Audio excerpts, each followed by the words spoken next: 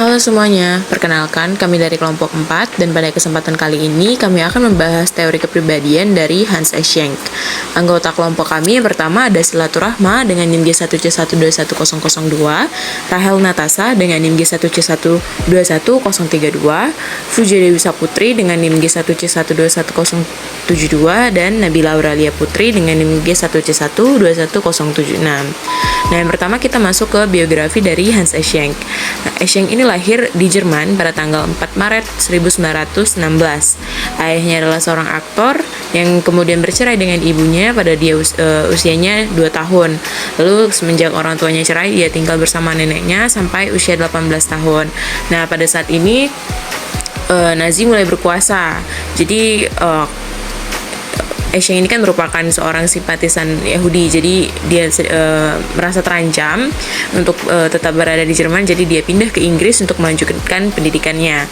Nah, dan dia menerima gelar doktor di bidang psikologi dari University of London pada tahun 1940 dan mengajukan teori kepribadian berdasarkan dia ini mengajukan teori kepribadian itu berdasarkan faktor biologis dengan alasan bahwa individu mewarisi jenis sistem saraf yang mempengaruhi kemampuan mereka untuk belajar dan beradaptasi dengan lingkungan. Nah, selanjutnya hierarki faktor kepribadian. Jadi Eysenck ini memberikan 4 hierarki faktor kepribadian itu menurutnya ya. Yang pertama ada hierarki tertinggi yang merupakan tipe. Jadi ini adalah kumpulan dari trait yang mewadahi kombinasi trait dalam suatu dimensi yang luas. Nah, yang selanjutnya ada hierarki kedua yaitu trait. Nah, di sini kumpulan kecenderungan kegiatan. Gitu. Jadi di sini ada koleksi respon yang saling berkaitan atau mempunyai persamaan tertentu. Nah, ini adalah disposisi kepribadian yang penting dan bersifat permanen. Lalu yang hierarki ketiga itu ada kebiasaan tingkah laku atau berpikir. Ini merupakan kumpulan respon spesifik. Di sini juga ada tingkah laku atau pikiran yang muncul kembali untuk merespon kejadian yang mirip. Lalu hierarki yang paling rendah, yang paling akhir itu adalah respon yang spesifik. Di sini tingkah laku yang diamati secara aktual dapat diamati. Jadi ketika individu tersebut membentuk suatu kepribadian gitu dapat diamati dan sifat itu berfungsi sebagai respon terhadap suatu kejadian. Tipe yang pertama ada ekstraversi. Adalah orang yang memiliki pandangan objektif dan tidak pribadi, sedangkan introversi adalah orang yang memiliki pandangan subjektif dan individual. Trait dari ekstraversi adalah lincah, aktif, bersemangat, perhatian. Sedangkan trait dari introversi adalah kebalikan dari ekstraversi. Lalu ada neurotisme. Neurotisme memiliki komponen hereditas yang kuat. Bukti dasar dari trait genetik ini adalah seperti gangguan kecemasan, histeria, dan obsesif kompulsif. Dasar biologis dari neurotisme adalah komponen reaksi sistem saraf autonom atau ANS.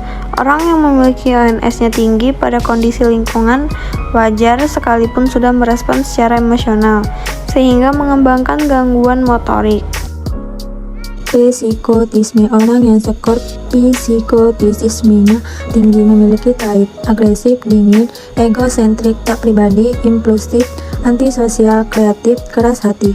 Sebaiknya orang yang skor psikotismenya rendah memiliki trait merawat atau baik hati, sangat penuh perhatian, akrab, tenang, sangat sosial, empatik, kooperatif, dan sabar. Orang yang variabel psikotismenya tinggi tak harus psikotik, tetapi akan mempunyai predisposisi untuk mengidap stres.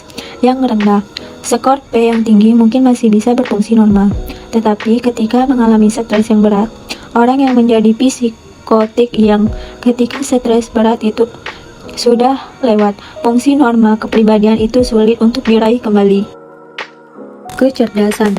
Kecerdasan sebagai dimensi dari 4 kepribadian. Seperti 3 dimensi lain, kecerdasan lebih banyak dipengaruhi oleh keturunan.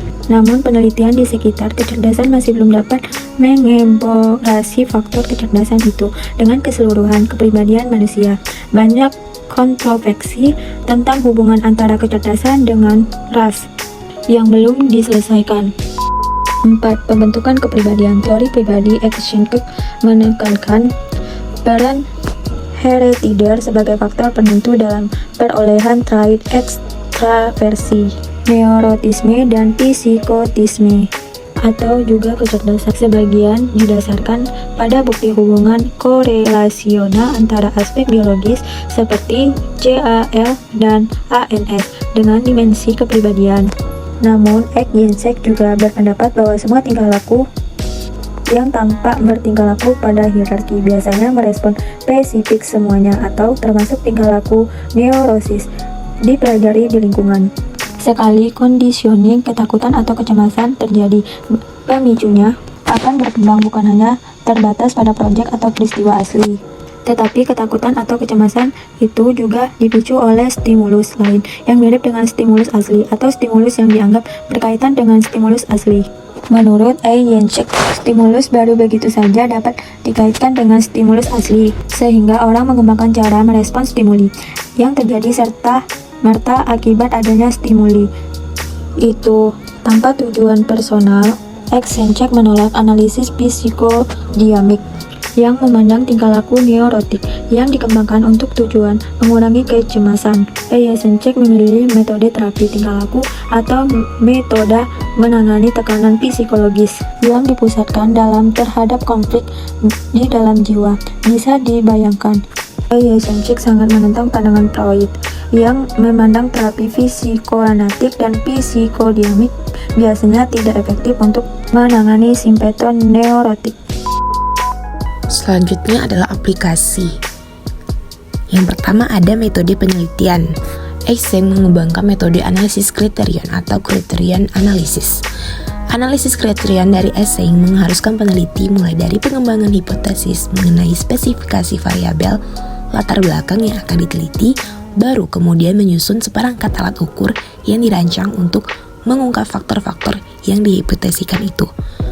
Kelompok dengan tingkat kepemilikan variabel yang berbeda itu disebut kelompok kriterion, dan analisis faktor yang melibatkan kelompok kriterion disebut analisis kriterion. Lalu di mana analisis kriterion yaitu membandingkan skor dua kelompok yang mempunyai kualitas berbeda dapat dipakai untuk menganalisis item test yang akan menghasilkan trait secara valid dan kredibel. Selanjutnya yang kedua ada asesmen kepribadian, di mana ada 4 inventory yang pengaruhnya luas, dalam arti dipakai oleh banyak pakar untuk melakukan penelitian atau untuk memahami klien.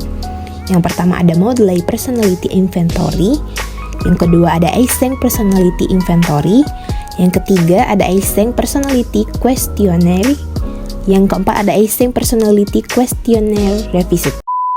Baiklah, kita telah sampai pada penghujung video, di mana materi dalam video ini kami ambil dari buku Psikologi Kepribadian Alwisol, edisi revisi tahun 2019.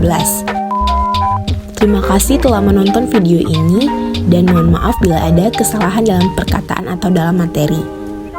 Bye-bye.